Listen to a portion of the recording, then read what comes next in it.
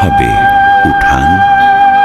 খুব মমতায় সকাল বিকাল লেপে দেব তোমার সিথান। এমন করে লেপব তোমায় যেন উঠান তুমি ধবল চাদর। তাঁতির বুনন সফেদ সুতা, মুচির হাতের নিপুণ পালিশ, দুটি ছড়ায় যেমন জুতা। মিষ্টি রোদের দুপুর বেলায় ধান শুকাবো তোমার বুকে। সোনা রোদে সোনালি ধান খুঁটবো আমি দুষ্টু চড়ুই।